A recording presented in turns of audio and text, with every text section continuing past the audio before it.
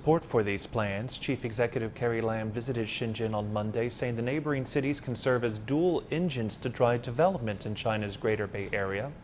Aside from the QianHai economic zone, China also announced plans to build another cooperation zone on the southern island of Hongqing that's near Macau. Lam called on industries to seize the opportunities brought about by these new plans. Well, now to discuss this, we're joined by Zhiqin, a senior researcher at the Chongyang Institute of Financial Studies at Renmin University. Good to have you with us on the show. So help us understand, what does this all mean? That economic zone in Shenzhen is expanding by more than 8 times. Why? I think this is a very important and a strategic decision that to expand the QianHai area, because we know that the QianHai role will be playing as great as possible. So it will be a test platform to open up. As we know that the Shenzhen city is already dominated by a new pilot model for socialism. So in this way, the QianHai should be the model. That means that QianHai should be go forward and in the first line that to lead Shenzhen as a whole. So in this way, Shenzhen's role is very important also, as well as the QianHai area. But when you the say QianHai area should be expanded. That is very important for the Shenzhen overall development. So let me dig on what you just said earlier, that this could be a test model for opening up. What do you mean by that? Opening up in which ways? In different ways. I think, as we know, that in all kinds of fields, that for instance, legal system and high technology development, economic environment planning, all these different positions and different questions should be found the solutions in QianHai. That means the QianHai area should provide the solutions and answers to all questions that the whole country have. So this plan also includes, I know, a major focus on industries like artificial intelligence, healthcare, fintech. Who do you think is going to benefit most from this? I think we should understand that in the future, the decisive factor to develop a country or develop the modernization is the high tech.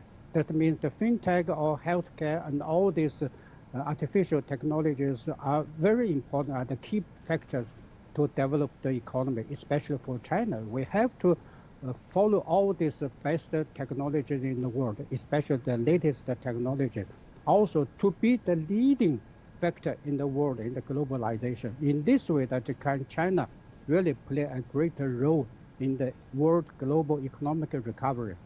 A report also just said that a new governance model would be adopted here. What does that mean?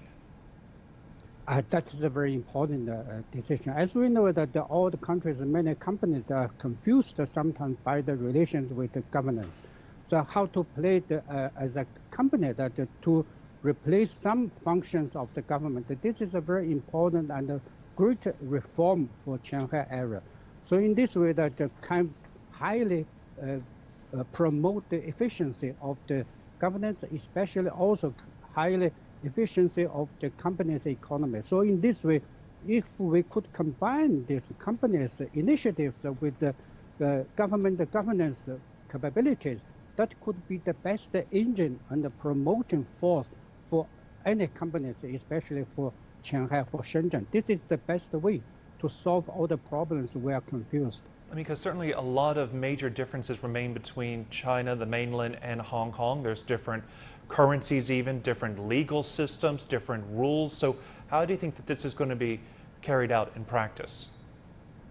Actually, as we know, differences makes them more beautiful, makes them more attractive. That's why the world is so colorful, because of the so different points. As in China also, we compare the differences in Shenzhen, in southern part of China. We can learn a lot what the advantage they have, they can provide. Because differences always provide not only challenges, but also they provide advantages, that opportunities. So this is what we can do. We should find a good solution to a balance point to narrow the gap between differences. So this is the best opportunities for the rest of the mainland to follow the model in QianHai. As 40 years before, the whole country followed the model of Shenzhen. Now I think we follow the model of QianHai area. Okay, so one final quick question for you. Obviously, this is a big, ambitious plan encompassing a lot of different projects here. What do you think is the biggest takeaway from this, and how will this impact regular people? I think that for the regular people to have more opportunities and that they can benefit from the advantages that they can have from provided by the local government, especially by the improvement of the business environment. As we know that by 2035, I think Shanghai should become, or as a whole, Shenzhen should become the modest area in the world in the globalization.